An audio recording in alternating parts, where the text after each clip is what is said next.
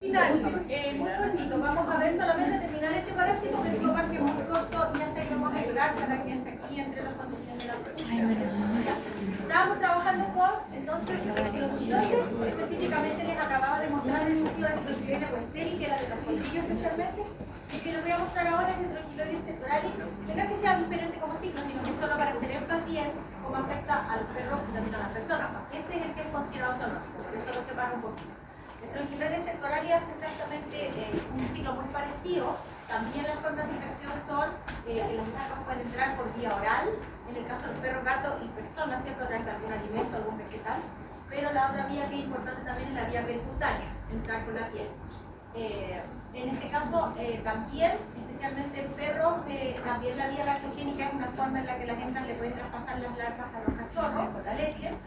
Y esta cuarta forma, que es un poco la que hago énfasis, que es especial, si bien se puede dar en todo el género estrogiloide, especialmente está descrita en esta especie, Estrogiloides temporalis, que es la autoinfección. Que de hecho por ahí les puse incluso como la definición, que es esto que les contaba al principio, de que tanto en perros como en humanos, como especie, digamos, ocurre que a veces cuando este parásito está en el intestino, las hembras, ya sea como se llaman parásitas, si ponen huevos, estos huevos que ya vienen larvados a veces pueden eclosionar en el intestino. Entonces, la larva puede que a veces alcance el intestino a crecer hasta la forma infectante, que es la larva 3, pasa de 1 a 3. Habitualmente en los textos van a encontrar como el paso de una larva ramiforme a filariforme, ¿sí? Y esos son los nombres que se les da a esta larva porque va cambiando el desarrollo del esófago y eso permite identificar cuál es el estado infectante. Pero es más sencillo lo de larva 1, 2, 3.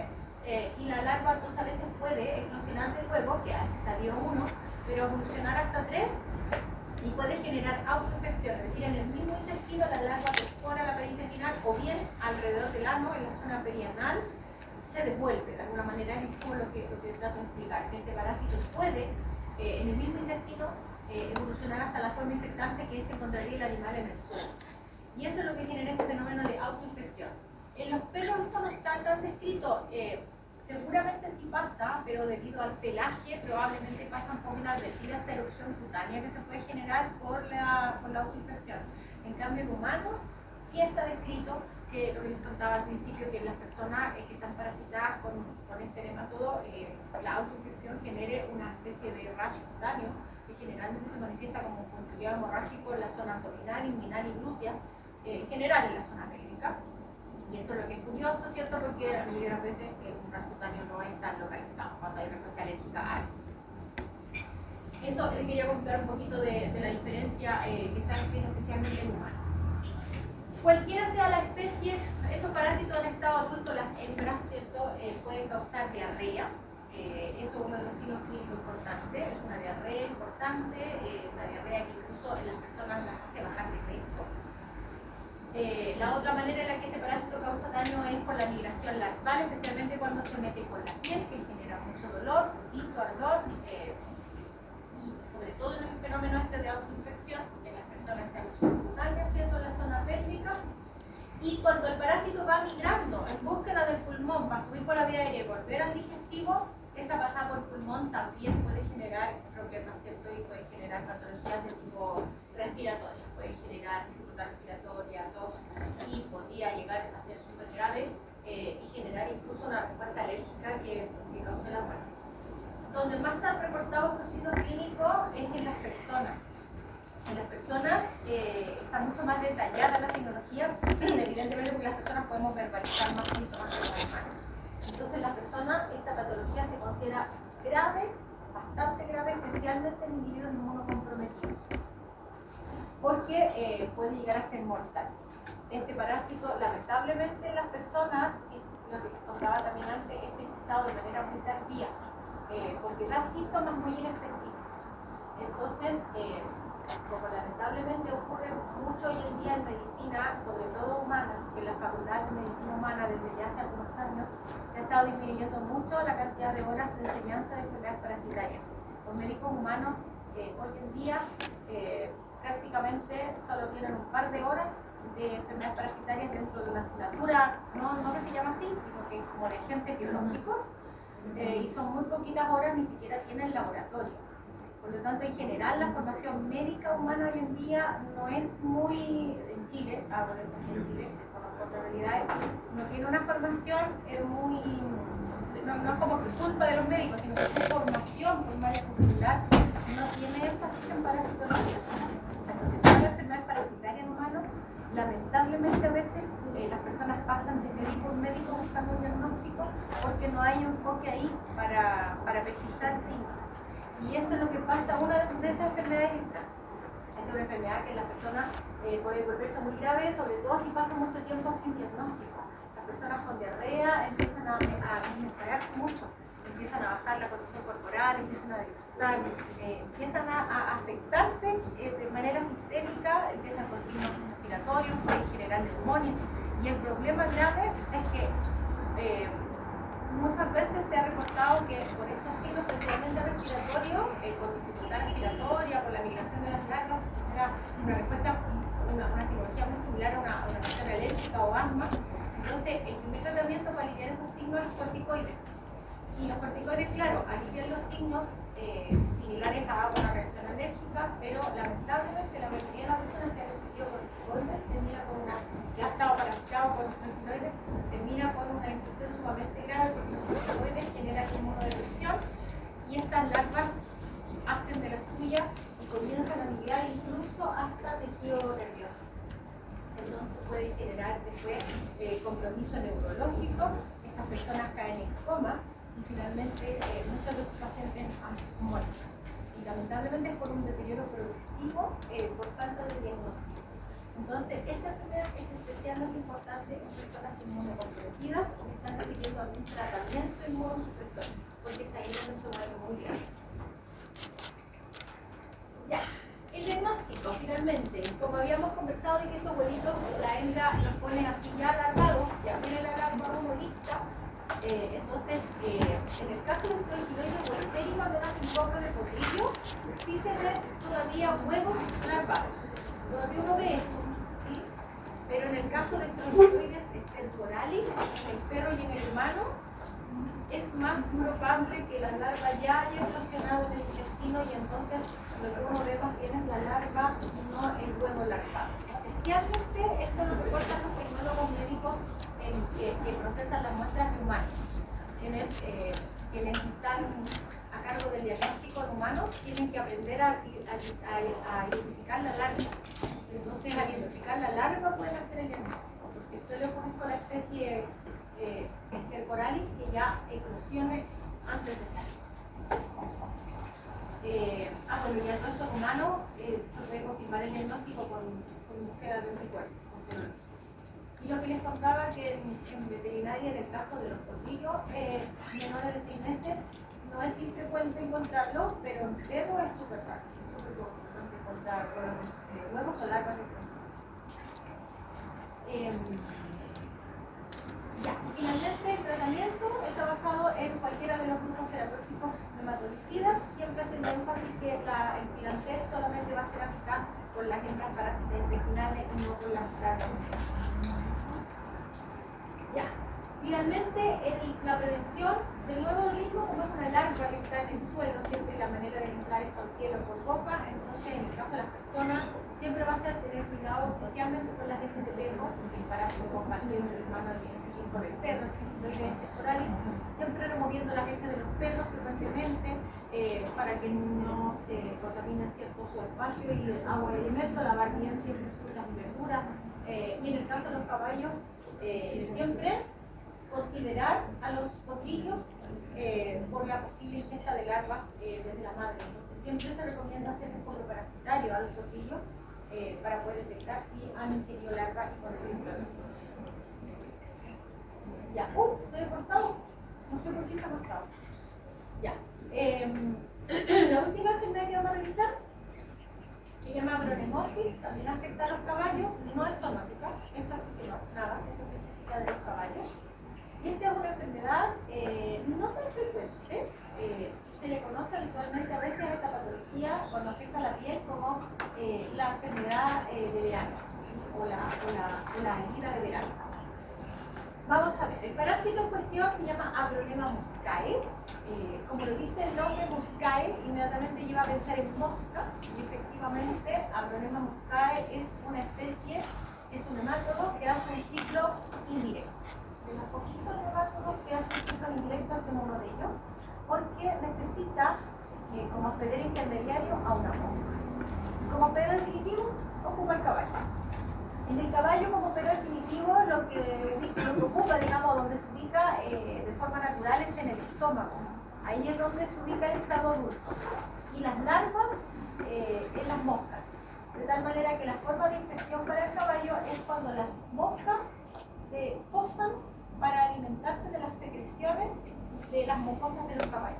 Por ejemplo, secreciones oculares, secreciones nasales, secreciones bucales, secreciones prepuciales, secreciones vaginales, incluso no solo en orificios o aberturas naturales, sino que en heridas. Cuando los animales tienen alguna herida, también las moscas aprovechan de alimentarse de las secreciones del exudado de las heridas. Y ese es el momento en donde el estado larval, la larva 3 de este parásito, sale por la boca de la mosca, por la probóscis de la mosca, y entonces se ubica en el caballo.